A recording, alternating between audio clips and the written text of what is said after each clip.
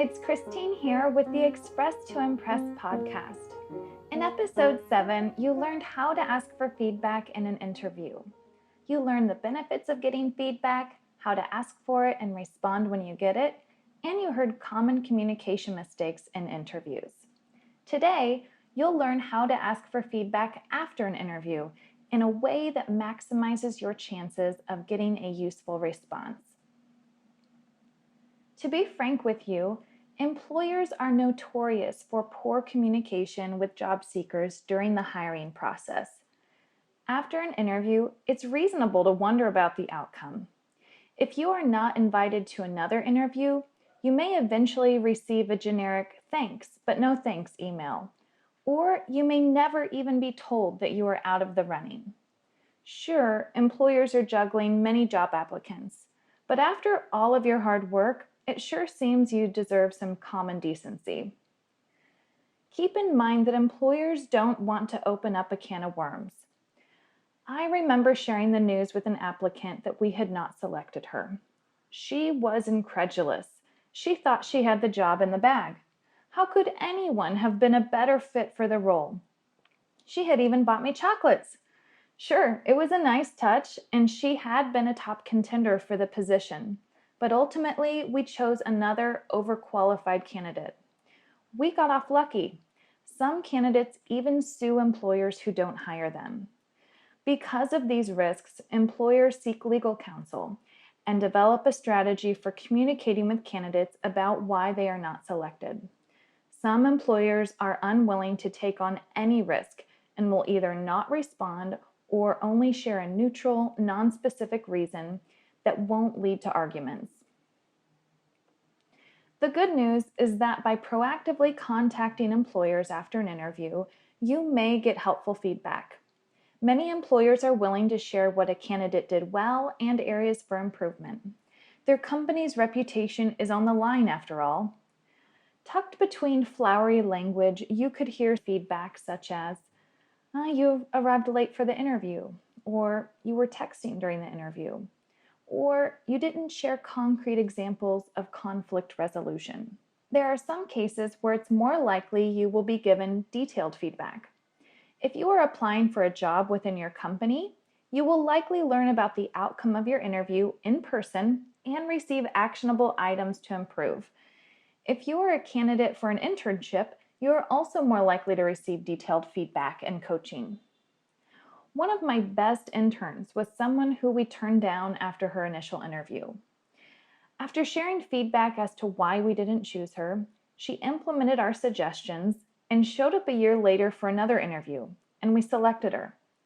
We saw potential and guided her on becoming a more competitive candidate, and it worked out well for her and for the organization. Keep in mind that even employers who share feedback will likely not tell you all of the deciding factors. If part of their decision was because of your attitude, personality, or cultural fit, you'll probably never know. For example, I once posted a job on Upwork and selected a few top candidates. Then I hired them for short-term projects to see the quality of their work and their communication styles. When I told one of the candidates he wasn't chosen, I explained that another candidate had stronger writing skills and specific certifications that could help my business grow. I didn't tell him that throughout our interactions, he came across as pushy and put off by my hiring method. I doubted we would work well together. While his pushback played a role in my decision, I only shared facts that would not lead to a potential argument. In the story section of this episode, we'll look at an actual response one of my clients received after requesting feedback after an interview. Keep in mind that he applied for an internship, so the feedback is quite generous. I have changed all identifying details to retain the privacy of my client. Thank you for your application for the data analyst internship position.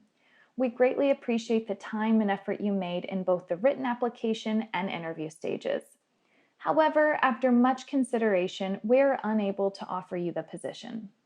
Here are some points of feedback regarding your performance in the interview. It is important to have a clear idea of what you want to get out of the data analyst role and how working at our company can help you achieve this explicitly. While your answers were well constructed, you spoke too fast and it was difficult to understand the details of your responses.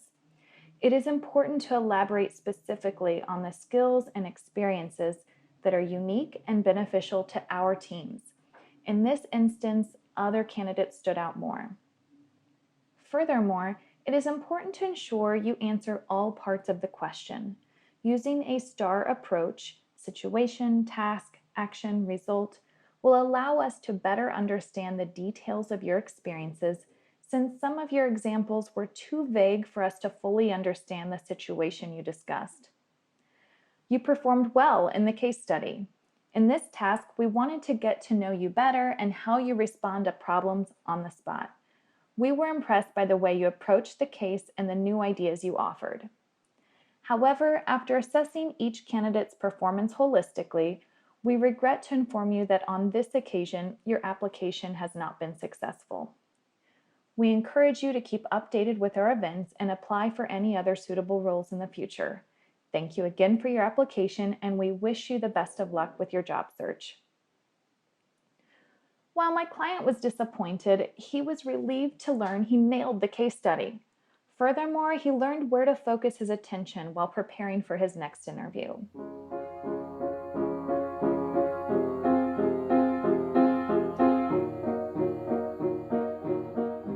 Now let's turn our attention to how to ask for feedback after an interview.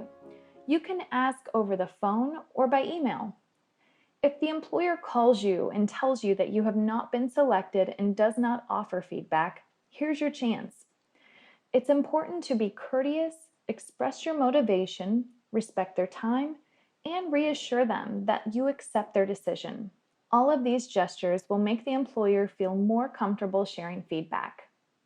For example, you could say, "I appreciate you taking the time to call me with your decision.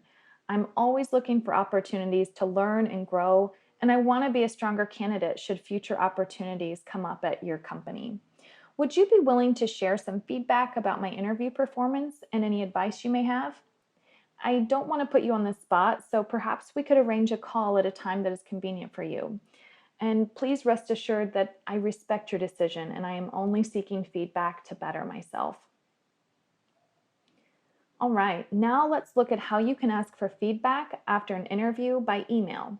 If you learn you are not selected to continue in the hiring process by email, you could reply by writing, "Thank you for your email and kind words, and congratulations on finding a great candidate for the job opening. It was a pleasure meeting with your team and learning more about your company. It reaffirmed my interest in working with you in the future, and if there's anything I can do to improve my interview performance or overall candidacy, I'd value your thoughts." Once the employer gives you the feedback you've asked for, then what? At that point, it's time to continue cultivating the relationship by expressing your gratitude and reaffirming your interest in working for the employer. For example, you could say or write, "Thank you for taking the time to share your feedback and advice with me. I truly appreciate it and I intend to implement your advice. Should there be a more appropriately suited opportunity in the future, I hope you will keep me in mind." Now I want to tell you a little about my signature video course, How to Land Your Next Job, which required a lot of blood, sweat, and tears, and a year of my life to create. Building the course gave me the chance to gather everything I know about finding and landing a job and put it all in one place. I created it because clients came to me with specific requests regarding their job search. They would say, "Hey, I really need help with my resume. I'm not getting callbacks." Or, "I need help with interviewing. I go to first round interviews, but I don't advance." Typically, the issue they pinpointed was just the tip of the iceberg. When working with them, I often would discover many mistakes. For example, I would find they hadn't included the right keywords in their LinkedIn profile or resume, or they were giving rehearsed interview responses and not connecting with the interviewer. sometimes I would meet people who were relying too heavily on one job search method, like job boards. This course covers it all.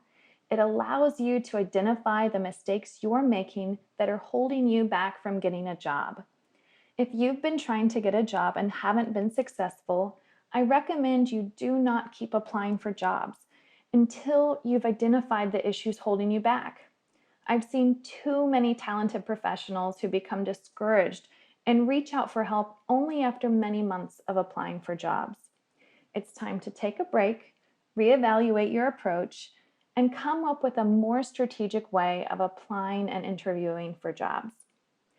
The course content about networking, small talk, and interviewing has been especially helpful for non-native English speakers. The course lasts 5 hours and includes 5 parts: envisioning the future, preparing application materials, polishing your online presence, finding jobs, and interviewing, with lessons that last 5 to 15 minutes. There are 19 downloads, such as resume and cover letter templates, an interview preparation checklist, and dozens of common interview questions and tips to answer them. So, what's the verdict? Are you going to sign up for my course? I would love to be part of your journey to finding and landing a job that you love.